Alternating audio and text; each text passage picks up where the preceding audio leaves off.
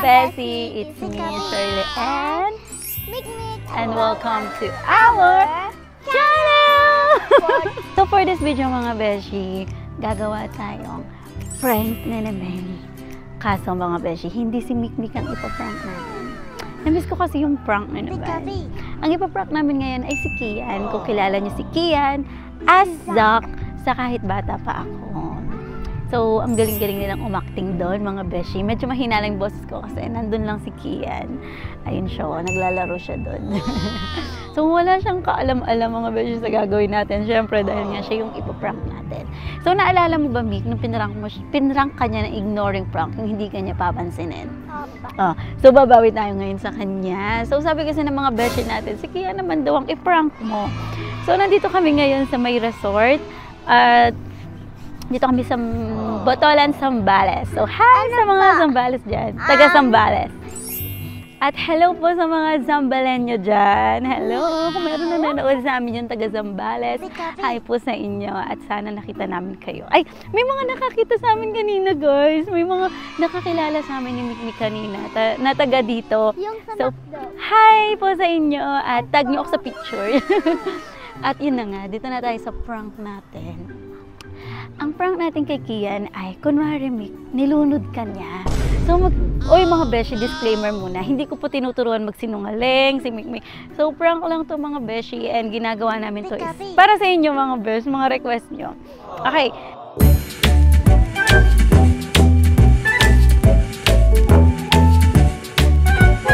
Prank lang to, okay? Just for fun lang po.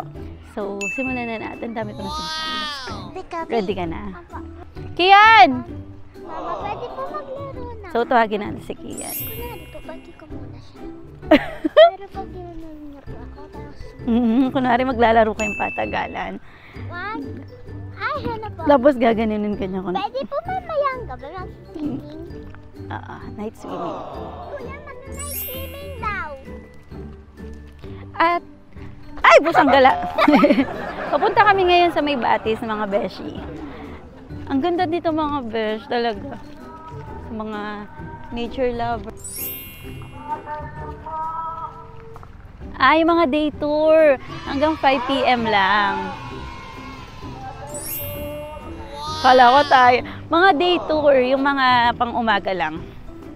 Overnight kasi kami dito. Ay, ito pala si Kian. Nilalamig na yata. Kanina pa sila nagsaswimming mga Beshi.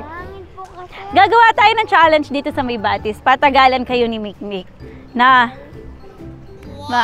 Ang nanalo dito mga Beshi ay may prize. Prize yung sa McDo. Oo, prize. O sige, yun na lang. Ayun na lang yung prize nila. Prize. Shake, shake, prize. Andito po si Ate Sena sa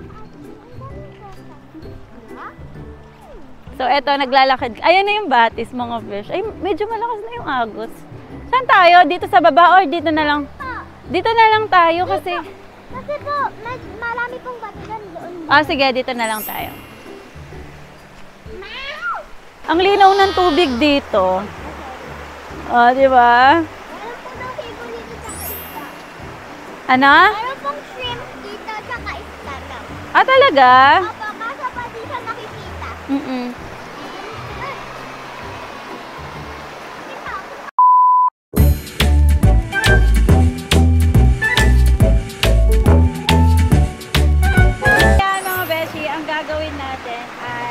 Patagalan kayo.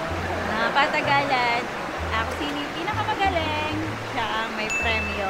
Bakal po yung buko. Bakit? Hindi po para pumalang walang kumaya. Tapos gano'n lang, pag gumana na po siya, bibitayin na po. Sige. Sige, okay yung naisip ni Kian para walang dugaan. Kung sino yung mananalo. Okay. So, 3, 2, 1, and go!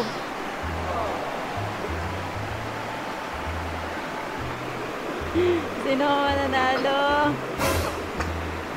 Oh! Nangyari sa'yo, Mik? Ano lang? Si Kuya Kian! Bakit? Gumagano na ako, ginagano niya pa rin. Kasi mo kasi.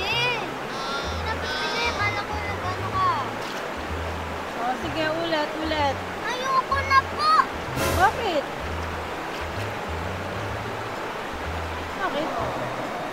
Ginawa mo, Ki. Ano lang? Masaya-saya pa lang natin. Ano nangyari? Baka pinakahigpit mo yung hawak mo. Ganito lang. Sinasadya mo yata eh. Mick, go na Mick. Huwag na hawakan. Siguro sadya mo yun eh. Kaya nagsuggest kang ano. Nagsuggest kang ganun na lang, hawakan sa ulo. Pero kasi kami nung gagano kami, Eh bakit nasaktan siya? Tingnan mo, pinaiyak mo tuloy. Saktan ka, Mick? Iyan? Anong saktan mo? Ba't naman inano mo naman? Cut mo na lang, no? O, game na ulit tayo.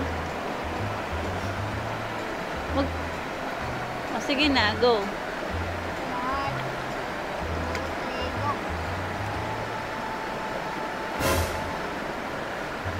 Yan, tapos mo talaga? Iyan, ayaw na niya eh. Iyan. Ano sa kanya? Nasaktan siguro siya nung ginanon mo. Masakit ba, be? Pinakalpit na ko lang ganun. Iyan? Ba't mo naman ginaganon si Mickey? Paano yan? Hindi na matutuloy yung challenge natin. Patagalan.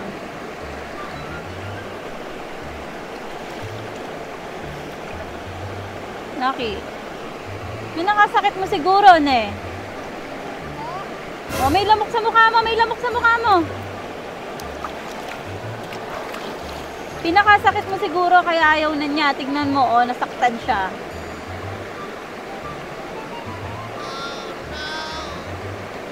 Ano, tutuloy pa natin, Mick. Dali na, be. Gabi, no. Challenge lang naman, patagalan eh.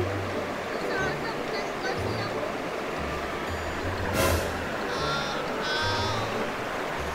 Matawa ka yan.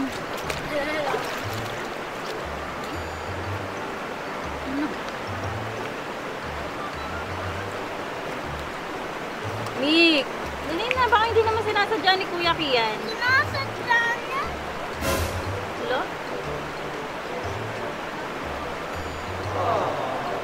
Sinasadya mo ba?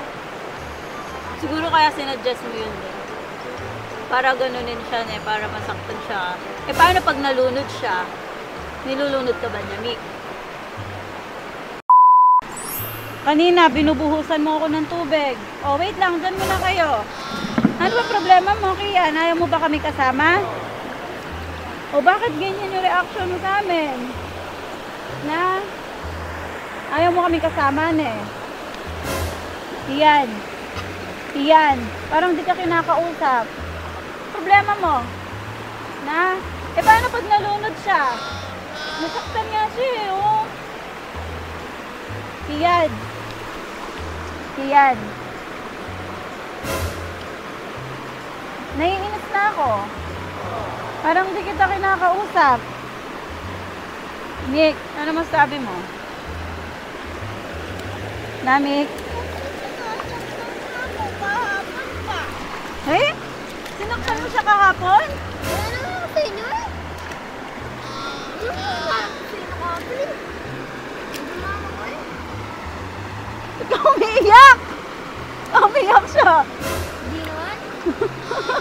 Nagtatanong lang naman kami, ba't yun? Siya umiiyak. Paano ko siya nasaktan kahapon? Ngayon nga, ngayon nga. Nung birthday ni Lola, tapos tinulak mo ko.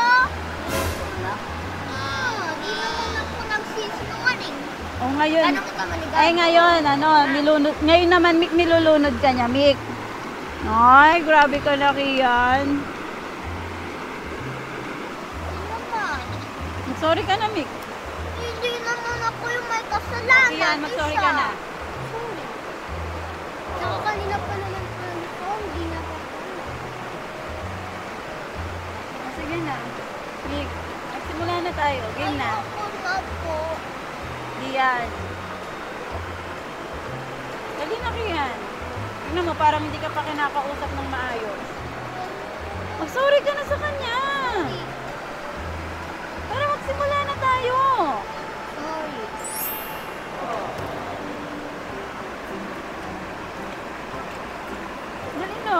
Oh, replay na ni Kuya. Nangangawit na si Kuya, oh. Sige na, kayo na, game na. Kian! Ikaw ayusin mo na yung ugali mo, ne. Gusto mo isumbong kita sa mama mo? Sa papa mo? Oh, game na. 3, 2, 1, and Mick. 3, 2, 1, and Kian. Tingnan mo si Kian. Kian, ano ba? Dapat masaya. Smile. Smile. Kian, smile dapat. 3, 2, 1, and 3, 2, 1, and it's a prank! Yan, pinrank ka namin na kunwari nilulunod ka. Nilulunod mo si Mikmik. Pero sakto yung suggest ko kanina na hawakan niya yung ulo ng gano'n. Para may madahilan kami. Kasi wala kaming alam mga beshi kanina na dapat nga si Mikmik yung magagano. Ay, isasuggest nga dapat ni Mikmik yung gano'n dapat. Pero naunahan siya ni Kian. Kaya parang nagtugma yung prank natin sa kanya. So, sorry kay Kian. Kasi nakikita ko siya kanina, medyo naluluha siya. So, Kian, kamusta yung prank namin? Out of 10. 8. Kulang pa. Kulang pa kami sa acting. Sige. Mag-ingat ka. Mag-ingat ka sa mga susunod para maging 10. Joke lang. So, yung kanina mga beshi, hindi naman talaga sinasaktan ni Kian si Mikmik. Charot-charot lang yung mga dahilan ni Mikmik kanina.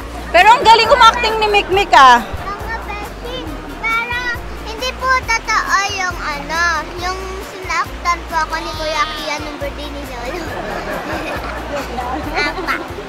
Sila? Close talaga sila ni Kuya Kian niya.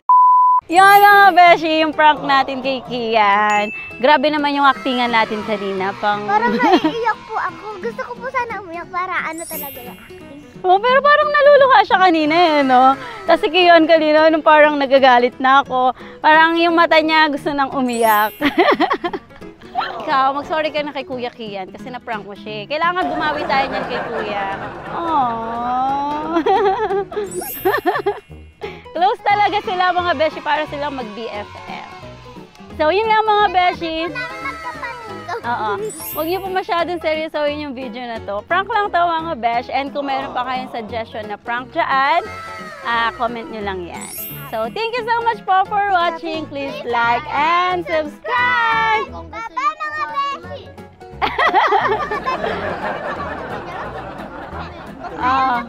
Hindi po kami magbibideo. Ayun yung sinasabi ni Mick nung mga, siya, Kadi-kadi. nung medyo bata pa siyang konti-konti. Bye mga beshi! Bye mga beshi! Hindi mahabol yung camera. Paano mo tatakpan yan? Hindi mo mahabol. Kadi-kadi.